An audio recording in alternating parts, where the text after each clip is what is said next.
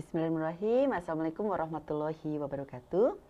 Dear students, as I mentioned in the previous video, that as a prospective teachers, you are supposed to be able to teach English skills appropriately and effectively to your students. And these English skills comprise reading, writing, listening, and speaking. And then today we are going to talk about how you can teach reading effectively. But before that, let's talk about the fact about reading skills. So I'd like to highlight some facts about reading skills that you may want to know. So what are they? So let me check one by one. So the first one is that first, reading skills are fundamental for assessing and understanding written information across various mediums. And the second fact about reading is that strong reading skills allow learners to comprehend text, interpret information, and critically analyze the written material. And the third, reading skills contribute to vocabulary expansion, grammar acquisition, and overall language development. And fourth, proficient readers can explore diverse literary genres, access educational resources, and stay informed on a wide range of topics. So, dear students, why do teachers need to teach English skills properly? Why? Can you guess? Alright, so let me explain to you the reasons why teachers should be able to teach English skills properly to their students. So, first, before talking about that further, let's discuss about the reason for reading. So English text is an important part of the teacher's job, and one of them is that first, many students want to be able to read texts in English either for their careers, for study purposes, or simply for pleasure. And then the second, anything we can do to make it easier for them to do these things must be a good idea.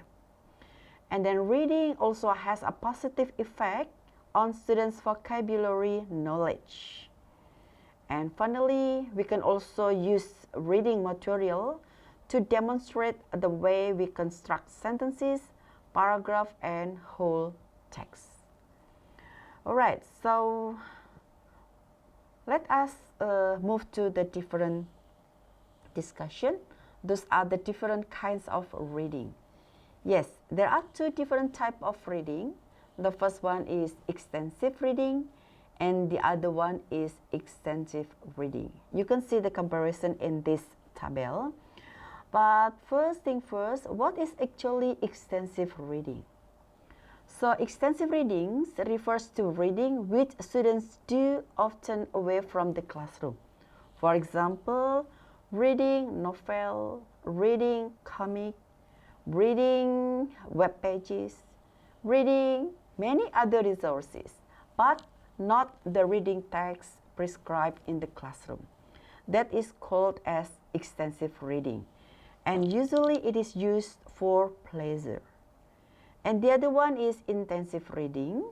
So it refers to the detailed focus on the construction of reading text, which takes place usually, but not always, in the classroom. So in intensive reading, teachers may ask students to look at extracts from magazines, poems, or internet websites. So in short, intensive reading is dedicated for the students who want to gain their ability in reading skill. But for the extensive reading, it is more on the reading for pleasure, and it is conducted outside of the classroom. And then, what is about the reading level? So when we ask students to read, the success of the activity will often depend on the level of the text we are asking them to read, to work with. So ideally, we would like students to read authentic texts. In other words, texts which are not written specifically for language learner. So for example, of the authentic material is the news in the newspaper, or the advertisement in the pamphlet, or maybe email letters. So those materials is called authentic materials because actually it is not meant to be used in the process of teaching and learning in the classroom. So another thing that we have to consider when giving reading to our students is about the level of the reading. So we are supposed not to give a very low level of reading.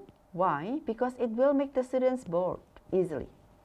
And we are also not supposed to give the too high level of reading that cannot be reached by the students, because it will create depression among the students. And finally, they won't like reading, and it can discourage their reading habit.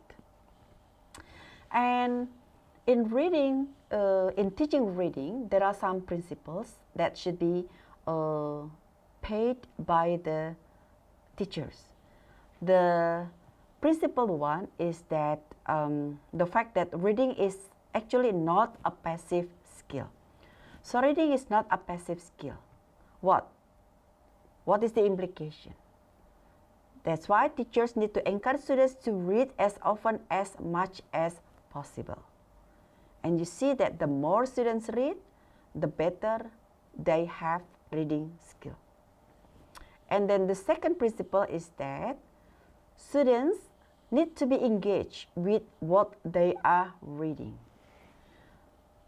It gives the implication that students should be involved in the joyful reading, and the teacher should help them to get as much pleasure as much possible.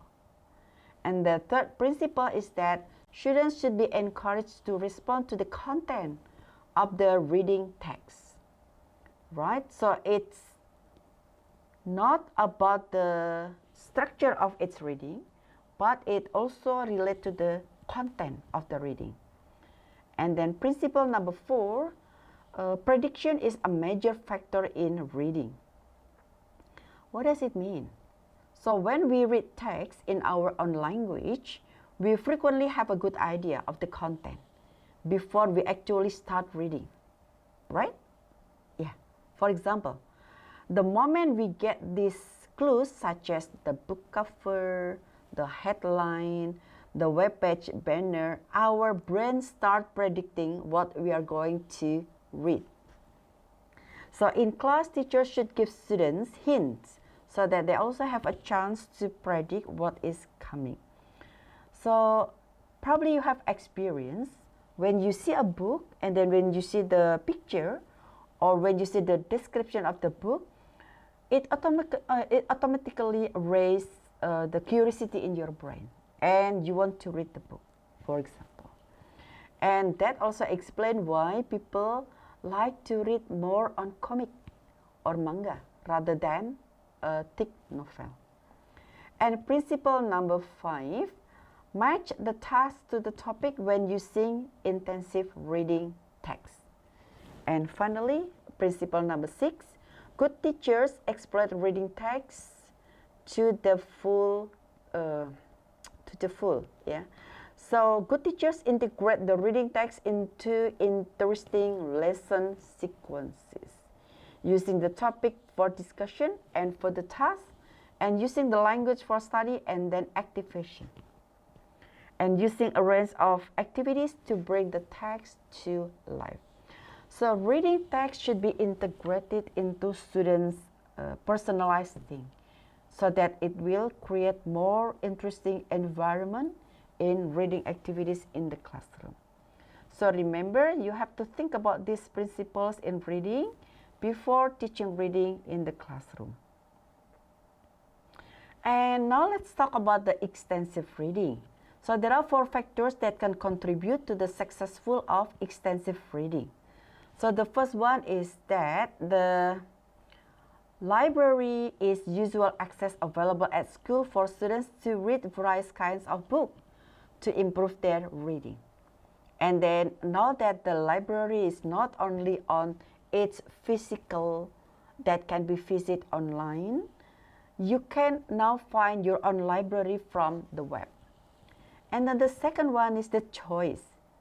Students should have the opportunity to provide feedback on what they have read, both orally and in writing. So students should have their own choices or what type of book they want to read, so that they can get more interest in the book, and the teacher can give the feedback on what they have already read. And then feedback.